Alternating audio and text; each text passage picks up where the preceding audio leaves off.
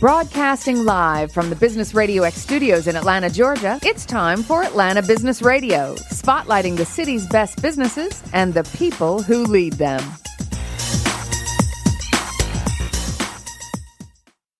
Lee Cantor here with Stone Payton, another episode of Atlanta Business Radio. Got some old friends in here today. Hey, man, this is Old Home Week. Well, we're going to get a chance to welcome two guests back to the Business Radio X microphone. First up on Atlanta Business Radio this morning, please join me in welcoming to the broadcast CMO with Sage, Mr. Ron McMurtrie. Good morning, sir. Good morning. Glad to be here. Thank you. Well, Ron, before we get too far into things, can you tell us about Sage? Anything new going on? We've got a lot going on. We're focused on building great products for small and mid-sized markets, based here in North America for Atlanta, but Sage is a global company, so we have customers in over 120 markets and focused on bringing payment solutions, accounting and financial solutions, and HR solutions to serve those customers. Now, we're here to talk about an initiative about kind of tie into an underserved group that maybe isn't getting the love that some of the other organizations are getting. Well, we've focused on a lot of different verticals, but what we've done is we've really shifted our focus to make sure that our customers and all of our verticals are getting attention. So our solutions are becoming more and more tailored for the markets that they serve. And then, but some of these, there's a push for diversity and inclusion that I'm sure it's always been going on, but now there's more energy towards it. Separate and apart from our technology, Sage in the market has been very much focused on diversity and inclusion. It's something that actually I lead for the company. I'm one of the sponsors for, and we recently did a study in the Atlanta market along with many of our other business colleagues and pulled together a group and did some research on the state of diversity and inclusion in the market. We believe that diversity and inclusion allows colleagues to bring their whole self to the office, and that leads to greater curiosity, better output, better products, and ultimately leads to better innovation. Right, and that's it's been going on, but it's kind of new also. Well, it's not a new thing. I think businesses and their social sense are applying much more to diversity inclusion, just as and it's not just about race and it's not just about gender. It's about looking at the whole colleague and all their different perspectives and bringing it together. So I wouldn't say that D&I is a new thing, but it's something that's taken a much higher place on the corporate stage as companies are looking to provide more diverse workplaces and honor colleagues across the board. So now how does that get rolled out at Sage? Like, how do you say, okay, we're doing this and we're doing this, for everybody? Because nobody says, no, we're not going to do that, right? Yeah. Like, well, nobody puts their foot down and says, you know what, guys, no. Yeah, that doesn't happen. It's not a program for us. It's the way we work. It's part of our culture. It's part of our values. We have colleague programs to allow colleagues to pursue their interests and invest. We have our foundation that allows colleagues to express themselves in the marketplace and serve areas of focus for themselves. So if you look at Sage and the way we work, one of the things we're very well known for is how we handle diversity and inclusion in terms of investing in our colleagues and doing that in a uniform way. Now, if you were to work with your clients now, how do you help them kind of be better at this? We just walk our own. We talk and we walk our talk. You're role modeling the behavior. That's correct. So, is there anything that you have in place to help? If a company says, "Hey, we want to be better at this," do you do anything to help? We have a series of case studies and work that we've done around the globe. In fact, just this week, we have a program called AI for Good, and we're actually taking and teaching AI to women and underserved youth and markets, so that they can develop and enter the tech marketplace in a way that they wouldn't be. So AI, artificial intelligence. That's correct. So how does that work? Well, how that works is we're teaching kids how to program for the future. And we're doing it all in all of our major markets right now. And so you're going into the schools, or that's an after-school program? It's an after-school program Cool. we do, we've created this teaching environment. In fact, just today, we're in South Africa, in Cape Town, and we have a whole auditorium full of young children, primarily girls, and teaching them how to code and how to use AI so that they can be prepared for the future. That in a very broad definition is one of the ways that we approach diversity and inclusion. Now, your partners are important to you in terms of growing as well. What do you do for your partners? Our partners are an extension of our colleague base. I mean, they run their own business, they have their own practice, but the same values we have, we expect them to follow also, because we serve our customers in a whole product kind of way. So whether we use a partner to bring a piece of technology in or a partner to help implement our solution, we treat our partners to deliver in a way that delivers a whole product solution, and we share our values with them and practice them together. Right, because Sage is software, right? That's at the heart of it, where people can use and do their payroll and books, things like that. And then you have the partners that could be a CPA, bookkeeper, people that have clients that they are encouraged to use Sage that helps them do their job better. Yeah, that's right. Well, we have a whole variety of different. We partner with accountants and bookkeepers, right, to help our customers. We partner with ISVs that bring technology into our solution to help extend it in some way. And we partner with value-added resellers or VARs that also help implement our software on behalf of our clients. So if it's if it's an implementation for, let's say, a mid-market customer, they'll come and do some customization and some tailoring of that solution to tune it to that customer's exact needs. But the customer for Sage could be a small mom and pop, one-person solopreneur all the way up, right? That's right. We serve small and medium businesses, and that's where we focus all of our solutions.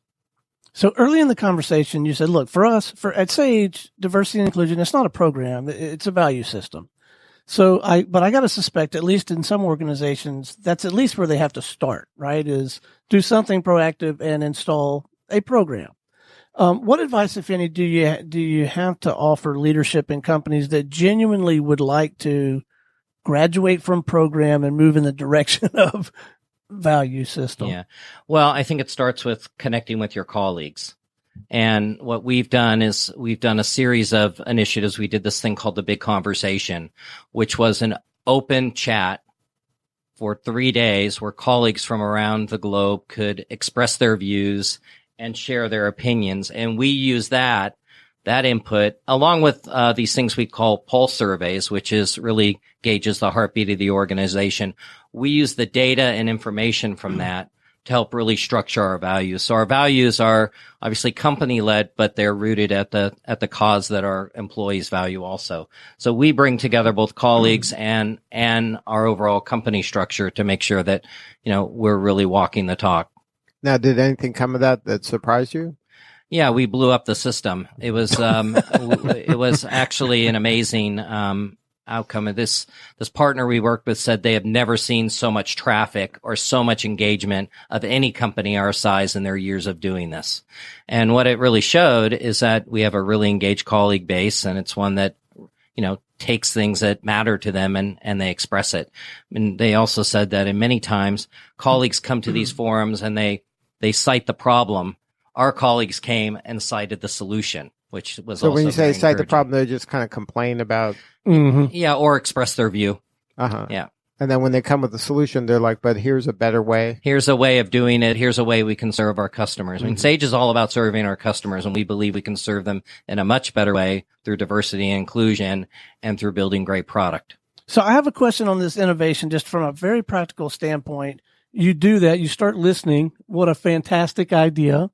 A lot of these ideas are probably good, many of them practical, but some of them maybe you don't feel like you can implement yet, maybe never, but you don't want to shut them down, right? So how do you manage this increasing pile of ideas, knowing you cannot or will not implement them all, but still keep people engaged? Yeah, well, you're going to have I think we have somebody else on today that's going to talk about making great products. I'm sure. And we've got his mic open too. I'm sure he'll have some perspective on that. But we have a lot of forums. We have this forum called the Big Idea, where colleagues are encouraged to express their ideas and suggest ideas. But all of all of our innovation ideas go through a process of sorting those best ones, and we sequence them because they're all grounded based on customer needs.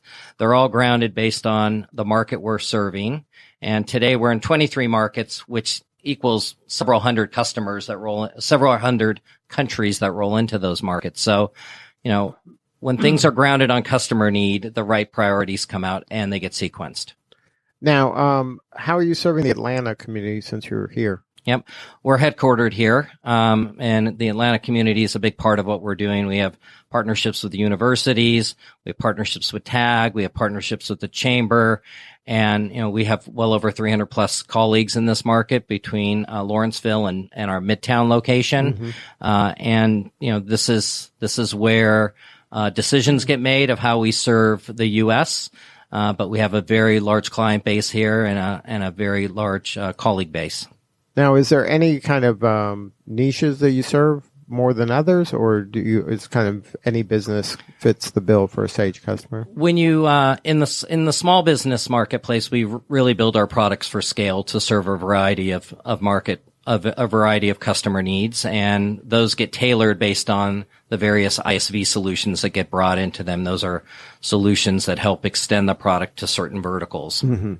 When we get into the mid-market, we do specialize some. We specialize a lot on nonprofit, on the services industry, on tech, and in manufacturing and food and beverage. And those are some really strong sweet spots for us. And then in those given groups, are there kind of groups within groups where they help each other and have best practices and users groups and things like that? Yeah, of course. Like any software company, we have forums that bring colleagues together. We just had one in April here for our summit, where we brought customers and our partners together and ideated on different needs and helped develop their skills within our software. But we have user groups and forums to always help to improve and give us feedback. So the whole sales and marketing thing for a company that is at the maturity level that yours is it all coming in? Is it creating these ecosystems, these opportunities, and then people come to you and these trusted advisors learn that they can capitalize on your technology to serve their customers better? Or do you have to have people out there sort of shaking the bushes and knocking on doors as well still, even now? No, we're far from an order taking industry. We are in every customer's business and trust. So we have teams that serve our clients and do business development and engage with customers in the marketplace, and that we are in every customer that we get. Our industry is far from one that's an order taking industry. We tailor our solutions to their needs and go out and so you have people that are out in the marketplace talking, having conversations with these CPAs, every day. We have whole groups that just serve that population and their needs, and making sure that our solutions are helping them run their practices more efficiently. Because it's not just about them, using our software, but it also has to help their practice. Right. And the accountancy practice is evolving as things like AI and other things come into play.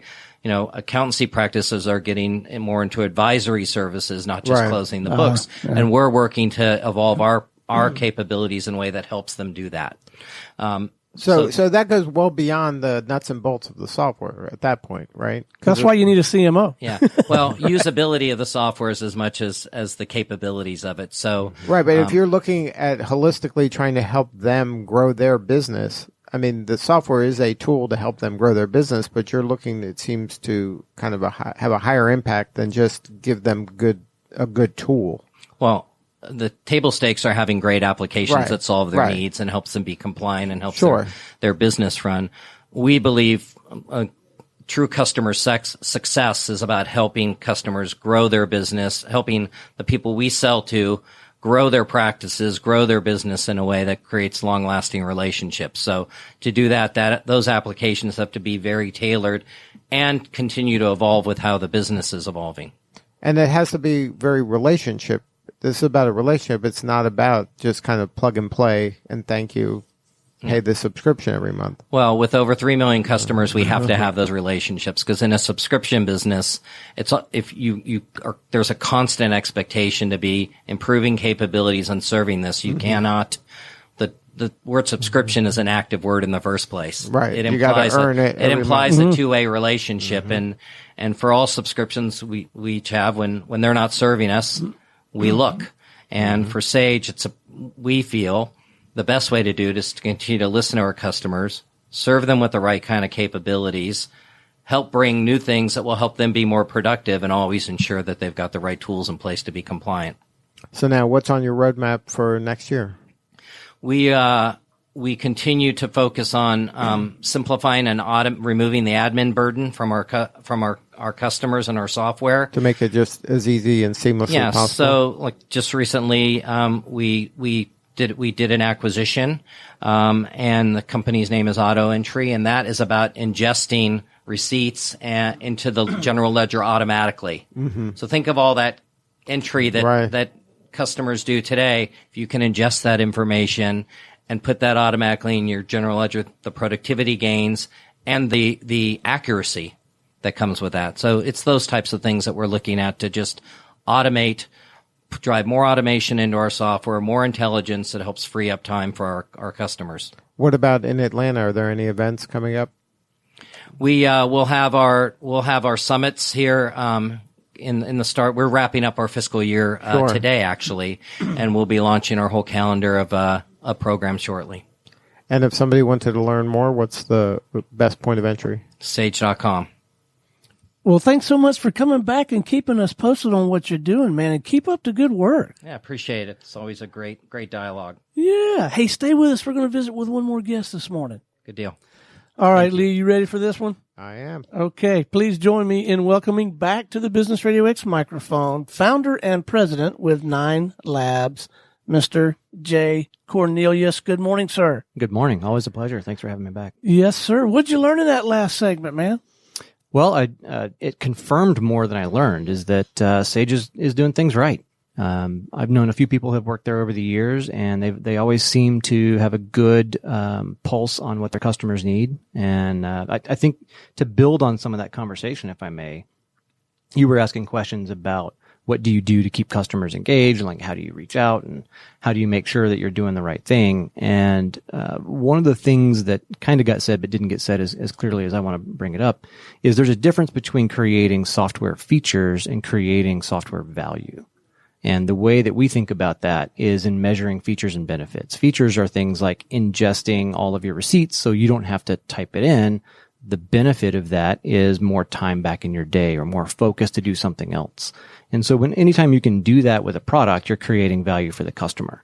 And, as Rob said about subscriptions, you're being evaluated every time that subscription renews on whether or not you're doing a good job. And if that's monthly, quarterly, annually, whatever, a software business, especially a subscription software business, has to think about how do you continually create value for your customers ahead of subscription time, so when that bill comes, they just don't think about paying it anymore. So now in your work, how are you working with customers to help them kind of create these products that matter and that have the impact that everybody wants them to have? It really comes down to a 5-step process or a 5-phase process. It begins with research, is understanding what your market is and understanding what your market needs. Then you prototype a solution that can answer those needs for that customer base. Very precise, very accurate, understanding what that person needs or what that market needs and creating something that is actually going to demonstrate value for them. Then designing that thing into an actual product. Because when it's in the prototyping stage, it's still just kind of an idea, right? We call it a hunch. It's like you've got this idea that something's going to work. Then when you actually create a product and bring it into market, that's the design phase of getting through turning an idea from something in your head or on the whiteboard into something that's actually in the real world. Then you go through branding and positioning and all of that stuff and building a scale. So now in your world, is a product a physical, tangible item, or can it be, a service as well? Both. So in the book, I say that we condense the idea of products and services down into a concept of a product because it's easier to talk about that way. It's the result of an effort. It's the output of the design process is a product. Whether that's a software service or an app that's on your phone or a physical product like this microphone I'm talking into, the core principles of how you get something from that idea stage into something that someone can buy and use are generally the same. Now, is there any mistakes you see companies make or people make when they have this idea for a product and then they're trying to actually create it? Yeah, I think the number one thing is just rushing to market with something that you haven't proven, is not doing enough research and not really understanding what it is that you need to create to actually generate some value for the customer. But when they say, some people go, well, I did research, my wife loves this. Right. You know, Yeah. my employees think it's great. We should do it. Yeah. An audience of one. I mean, if your wife is going to pay for the rest of your life, then that's fine. But if you have an audience of one, then that's a very limited worldview. And you're never going to scale a business based off of one person's feedback. So how much research and how do you go about doing that in kind of a semi-efficient way, at least? There's a few ways to do it. Like what we recommend people do if they have an idea. So generally ideas come from a couple places. They come from somebody who feels a problem and they want to find a way to solve it, or somebody who sees a problem and they want to find a way to solve it. In the case of somebody who sees a problem, you can typically hone in on a particular group of people. So in your world, it's accounting and people, small business owners, right? And so what problem are you going to solve for that group of people? Well, what you have to do is go talk to those people. The easy way to do that is find what we call watering holes. Where do these people hang out and talk about their business? Is it online forums? Is it meetups? Is it other types of events? Where are they going to talk about these problems with other people who have similar problems? And just go and be an observer. Just listen. Just go see what's going on there and see what you can pick up from those regular conversations. Don't try to influence them into believing that you have something that can help them. I bet that's a hard discipline right there, right? Not trying to influence the conversation. Oh, absolutely. I bet that's easier said than done. I bet. It's one of the core mistakes is when you get into a conversation with someone, you're like, oh, well, have you tried this or have you tried that? Right. And you start badgering them with all this information instead of listening to what they're saying. And the core of all of this is empathy. It's trying to understand what that person is dealing with from their perspective. And it's really, really difficult to do. So now, if by doing this kind of research and listening to the customer, can you kind of get a feel for something that is going to be a big disruption? Like, could you have done that and then gotten the iPod? Or well, like I think Uber? Like, everybody's like, well, I hate cabs, like am I going to trust going in someone else's car? Yeah, so in the case of Uber, that's a big risk. And Travis and I actually talked about this when Uber launched in Atlanta at the launch party about where they thought Uber could go compared to where it was at that time. And then of course, this is 6-7 years later, so it's even bigger now. And they were just trying to solve a simple problem that they had. They started with the pain. I don't know if you know that story, but they were sitting on a curb in Paris trying to find a taxi, and they're like, wouldn't it be awesome if I could just call a cab with my phone? And so essentially they're like, well, actually, it'd be even more awesome if you could call a black car with your phone, right? And it's something the Airbnb folks talk about, taking it to 11. How do you create value for somebody and then turn it up to make it really, really cool? Could they have known that it was going to be as disruptive as it is? I think you have a hint of that, but I think you don't ever really know. Right, but even Uber started, like you said, about wanting that black car, which was just saying taking a black car that most of the time is sitting idle and just using the black car. To me, the disruption was I'm getting my neighbor down the street's car, and he's stopping watching television to pick me up now, and I'm trusting that. Right. So that wasn't the initial thought. The initial thought was, I want to be able to call a car from my phone. Right. The thing about getting somebody that you don't know, a stranger from down the street or just a regular person who's got a regular car to come pick you up, came later when they were trying to solve the challenge of demand. So how do we actually get enough cars on the street? Because they grew fast enough. The idea was sticky enough for people to say, yeah, I want a black car. And it blew up in San Francisco. So how do you satisfy that demand when you start to scale out? And so the solution of getting regular people to drive regular cars was a factor of satisfying that demand, not part of the original idea. But my point was, could you have gleaned that from research? Yeah, I think so. I mean, you have to figure out how you're going to solve problems. And the only way to figure that out is to ask questions, and that's the core of research. So they probably went out and I don't know much about how they decided to make that switch, but they probably went out and started talking to people and maybe just even tried a few things. Like, well, we don't have enough black cars. Would people take a regular car? And so how are we going to do that? Maybe they actually got in the cars and drove them around. I mean, I've heard of similar stories where entrepreneurs just go and guerrilla research methods. And if they saw that was working, then you can work towards scaling it up. So now, how much time should you spend on this research? part? The best companies always do research. They never stop doing research. So how much time should you spend on it? As much as you possibly can. In the early days, that's really, really tough because if you're a one-man show, then you have to do all of the work. You have to do all the accounting. You have to do all the sales. You have to do all the business development. You have to do all the product development. You have to do everything. So you have a limited amount of time. But the more research you can do, the more confidence you can get in your idea. Is there a way to get kind of a bigger bang for your buck of your research time? I wish there was a shortcut, but there really isn't. The best thing to do is just try to talk to as many people as possible. One of the things, going back to one of your questions about the mistakes people make, is they also don't target precisely enough. So they'll say, my product is for women between 25 and 35 who live in Atlanta. And that's just nowhere near precise enough. And so the more precise you get with who you're trying to solve a problem for, the easier it is to identify those people and the less people you have to talk to get real information. But how can you tell if they would buy it as opposed to they'd like it? Yeah, we talk about this a little bit in the book too, is there are buying signals. Obviously, if someone asks you, like, hey, how much for this? Like, that's a good buying signal. There's a fundamental rule in psychology that is a good indicator of whether or not someone will buy something or not. And it's called exchange theory. And it's essentially if the perceived cost of something is less than the perceived value, people will buy that, or people will make that exchange. If the perceived cost is higher than the perceived value, they won't. It's a very simple equation, and the key word is perceived, because you can create value in terms of time, money, effort. There's a lot of different ways to measure that. There's also a lot of different ways to measure cost. Like if this is going to take me 5 hours to do, but it's going to have a tremendous value on the other side, like a workshop or something that is really going to maybe like driving to another city, but you get to see something really awesome, or you get to spend time with friends or family. Like that's worth that investment of cost. Cost is time, but the value is that time spent with people that you care about. In the case of a product, someone's going to say, well, this task is going to cost me 5 hours to do manually, or I could pay Sage some money and it'll do it for me automatically, right? And so that's where they make that value assessment.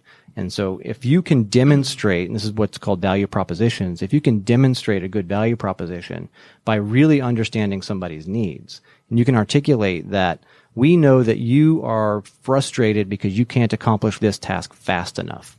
Our solution does it for you. That's automatically a very compelling value proposition.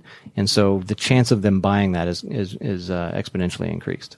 What about when, like we get to interview a lot of startups, and it seems like there's so many startups, and every day there's a new startup, and they all seem to be kind of hanging around the same watering hole. Mm-hmm.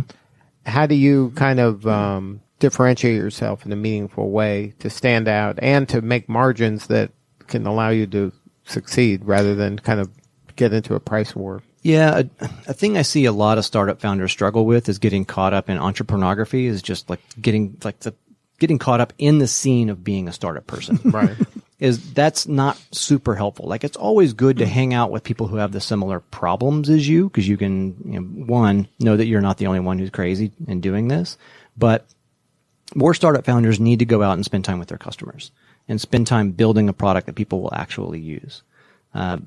Going to these startup events all the time and being involved in the startup community is nice, but it's not going to help you grow your business. Unless that's where your customers are? Unless that's where your customers are. But if you're a startup serving startups, startups don't have money. Right. So that's really a difficult place to make a living. So you shouldn't be marinating in the startup ecosystem that much. You should kind of dip your toe in it, but focus more on I think it's good to stay connected to that, because there's a lot of wisdom and there's a lot of people who have been through those things before that they can help you and maybe help you avoid some mistakes or be smarter about making some decisions. But that's not where you should be spending most of your time. Now, what about, let's look at the other side of the coin, the enterprise level customer, the enterprise level company. How are they kind of getting a dose of that startup energy and passion and innovation? What are some things they can be doing? Yeah, well, one of the things they can be doing is just be willing to take more risk. A lot of enterprises they're doing a couple of things. They're either defending their territory or they're trying to grow their market, and they're very risk averse in doing that because there's a lot on the line. You work with a $1 billion company and they're spending $100 million on a project. That's a big, big risk for them. So, and you got to realize you drill that down. There's somebody's neck on the line. It's not like a big company. It's Bob. Right. Yeah. It's whoever has P&L responsibility for that project. So he might work for the big company, but he's the one that they're going to go, hey, what happened there? We spent a lot of money on that and didn't work. Yeah, exactly. And so it's really just a matter of getting comfortable with a little bit more risk.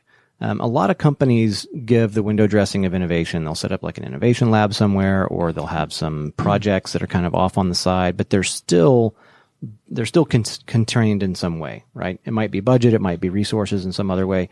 It'd be nice if some companies actually embraced innovation as a core principle. Kind of like you were talking about with diversity and inclusion, right? That needs to be a core principle. Like it's part of the DNA. It's part of the DNA of the company. And that's why startups, particularly all this stuff coming out of the tech world, move faster and get more done than legacy companies, because it's built into the DNA. Well, they're iterating. They have to or they die. Exactly. And big companies iterate too. They just don't iterate quite as quickly. But an enterprise level organization, can they create some of these watering holes? Right? Yeah, absolutely. They already have some of these water right. holes. So they can build them out. Yeah. Well, so you said you had 300 million customers or something. 3 million. 3 million customers. Okay. So there's 3 million people. That's a massive market. I guarantee you there is a group of people in that market they already have that is underserved in some way. Mm-hmm. What we call this the adjacent possible. So if you look at the customers you already have in that case, and any enterprise can do this, look at customers they already have, look at the things they're already delivering to those customers, and then do a lot of work and dig in, do some research, and find the adjacent need that they have that you can solve with the skills and services you already have on board. And that's a good way to think about expanding your products kind of organically and providing more value to the customers you already have. A customer you already have costs a whole lot less than a new one to find, right? Here again, though, that same discipline, just like we talked about as an individual, it would be tough for me, right? I've kind of got like this sales and marketing DNA in me. I'm wanting to sort of inject my new idea into the conversation. An enterprise could create the watering hole, tap into this constituency, and they too need to exercise the discipline of really listening to what that customer, instead of putting their brand new product in there. Exactly. Right? Yeah. That's a balance, yeah. Well, we've all experienced this. Somebody comes to us with a product or service and they're trying to sell it to us without understanding our needs first, and it doesn't work, right? Picture going to a car lot. Someone walks up to you. You go to a car lot to buy a truck because you need to move things around in a truck, and someone comes up to you and tries to sell you a sports car right away, like no sale, right? But if they had taken the time to ask you a handful of questions first, then you'd have a better chance of making that sale. You understand the customer's needs before you try to sell them something. Well, tell us about the new book, Loops. So Loops is, it's about 45,000 words of how to build products with clarity and confidence. It takes you through those 5 steps I mentioned earlier, and it does it in a kind of a practical, pragmatic way. The loops are essentially to try to get people to understand that this is not a one-time process. That you don't do research and then do prototyping and then build the product and then never go back to research. You're constantly iterating through these different loops of understanding the customer and building something that satisfies that need. It's a constant switch between left and right brain, between creativity and analysis. So now what drove you to write this? Because you got tired of I've been making products for the better part of 25 years, and I've just seen these things happen over and over and over again, and I've noticed these patterns.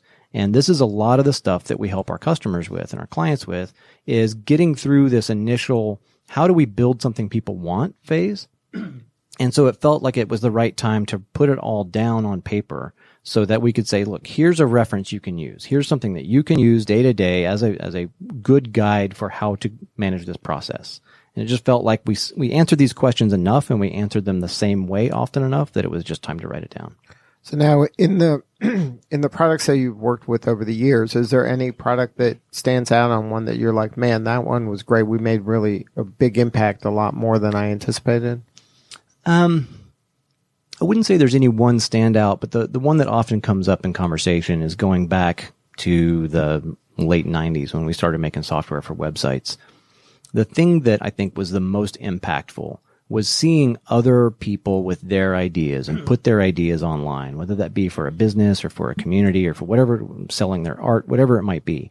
They're just giving people the power to harness what was the very early stages of the internet, to build something to get what they wanted to talk about online and to create a community or create a customer base around their ideas. I think that was the thing that sticks with me the most. Now, are you seeing kind of more design nowadays, or are people getting better at it? Or is this something that's kind of people take for granted, or they're not doing as much as you'd like? In my opinion, people misunderstand the concept of design. People think about design as a bit of a process, but more of the finished product. You'll hear people say, I don't like the design of that thing. But design is the process, right? Design is a verb.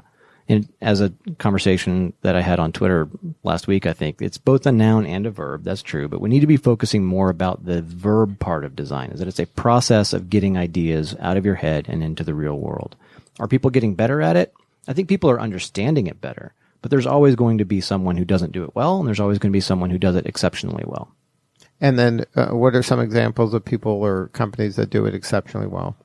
In the digital space, I like what Airbnb is doing. I think as contrast to that, I think we can all see that Facebook is not doing a very good job. I mean, the app is easy to use, but the core principles that drive the behavior are probably not as good as they should be and need some governance. I think we see that same kind of thing with Uber, where like they get out of their skis a little bit. There's some companies here in town that are doing it really well. I think MailChimp is an excellent example of a company who stays very, very customer focused. Their key executives still go out and do one-on-one meetings with regular customers who are paying $29 a month to understand their needs and build stuff that satisfies that. And is that a good practice you would recommend? Absolutely. Is staying connected to your customers every day? Absolutely, as much as you possibly can. And one of the things that I admire most about MailChimp is that they still do that at the key executive level. There's no middleman in between. There's no telephone game between some junior person who's an intern doing research and maybe not doing it that well, all the way getting up to the people who are making decisions on how to lead the company. It is the people leading the company who are talking directly to customers, and that has a much, much more vivid impact on what your strategic direction is and then how you execute on that. Right, and it's become part of the DNA of the organization. Absolutely, from the very beginning. Now, what about some tips for people out there and they're going to go talk to their customers for the first time? What are some things they should be asking? One of the things they need to do first is understand their own bias, is know that there's this thing called the curse of knowledge, right? So everybody in this room speaks English. It's really, really hard for anybody here to imagine a world where you can't speak English, because that's an inherent knowledge you have. So that curse of knowledge prohibits a lot of people from really understanding what it's like to not know what you know. And so when you go and talk to customers who have no idea how your product works, you understand how your product might be able to solve their needs immediately, but they still don't even know what your product is. And so being able to remove that bias and try to, have the mind of a child and listen to them from the perspective of, what if I didn't know this thing existed, or I don't know how to solve this problem? That's one of the key things that a lot of people just overlook, is not thinking through how do people make decisions and understanding kind of the core psychological principles that drive human behavior. I think if you can get a foundation in that, and that's actually what the first chapter of this book is about, then you can be much more effective in understanding your customer and creating ideas or at least generating a way to solve their problem that's going to be more accurate than if you just kind of guessed or threw a dart. And right now, what are the projects you're working on? What types of industries and companies? So we've got a couple of very large companies that we're working with. We probably all use their products and services relatively frequently under NDA, so I can't really talk about that. But it's like enterprise-level companies you're working enterprise software, B2B software, B2B2C software. Working with a few startups. We recently started an initiative where we've been partnered with some of the incubators around town for a while, so ATDC and Atlanta Tech Park and a few others. We started an initiative where we're doing more active mentoring, where we're choosing one company from each of those organizations and doing active mentoring completely free of charge to help them get up and out of the blocks. So how do you choose that one? Some of it's a selection process. Like we're working with the farm, the Comcast incubator. And so we went through a process of interviewing all the companies. It's more like a date first date thing where they're interviewing us and we're interviewing them. And so they actually facilitated part of that selection process. In other cases, it's more organic. You meet somebody in an event and you're like, hey, I really like what you're doing. Let me help you out. In some cases, they come to us, and we get a lot of people who ask us questions. And when we find an idea that we think has some real merit, and we see a founder who's coachable and who really wants to focus on solving the problem, one of the things we say also is you have to fall in love with the problem, not fall in love with your solution. And so when we see a founder who's fallen in love with a problem, that's the kind of founder we want to help. And if somebody wanted to learn more, what's the way to get a hold of the book and to get a hold of you? You can go to 9labs.com to see what we're working on, and loopsbook.com to find the book. And it's on Amazon. And 9 spelled out or both ways? NINELABS.com. Good stuff. Well, thank you so much for sharing your story. Yeah, thanks for having me. All right, this is Lee Cantor for Stone Payton. We will see you all next time on Atlanta Business Radio.